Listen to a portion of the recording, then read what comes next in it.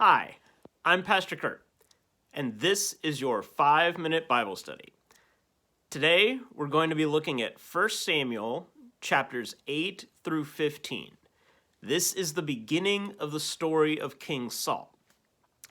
So let me set the stage a little bit here. In the last video, I talked about Samuel and Eli.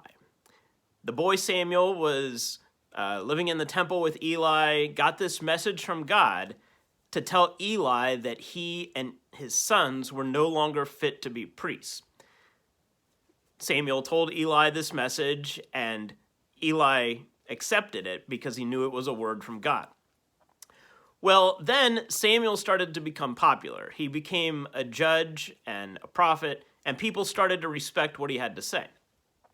Well, by this point in the story, Samuel is an old man, and his sons, whom he has appointed now as judges over the people, they are now acting just like Eli's sons did.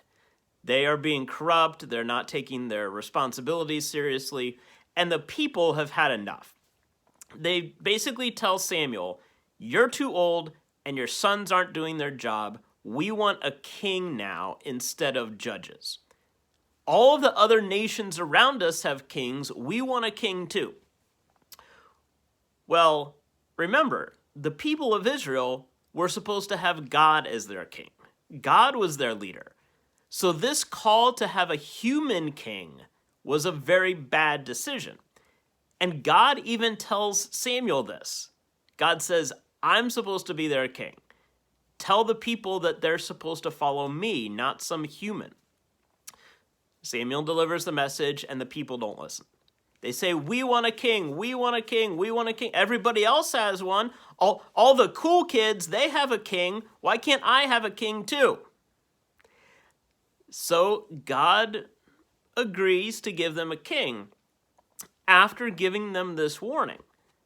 Basically, that kings are human, they're sinful, they're corrupt, they're only going to think about themselves. But the people still say, "We want a king." So God says, "Okay, don't say I didn't warn you." So God then tells Samuel to go and anoint Saul as the first king. At the beginning of Saul's reign, things are going okay. Saul listens to God, he does what God wants, and it looks like things are going to be okay. Well, by the time you reach chapter 15 in 1 Samuel, you discover that Saul is not the best king there is. In particular, at one point he doesn't listen to God. God tells him to take over the city and not take any loot from the city. Well, he takes over the city and he still takes some loot. He takes some for himself, and he shows that he doesn't listen to God. So God gets upset. In this whole opening part of the story of King Saul, there's a few things to notice here. First, notice that the people think that they need a king. Now, yes, they do need some kind of structure in their society. But the reason they call out for a king is because everybody else around them has a king.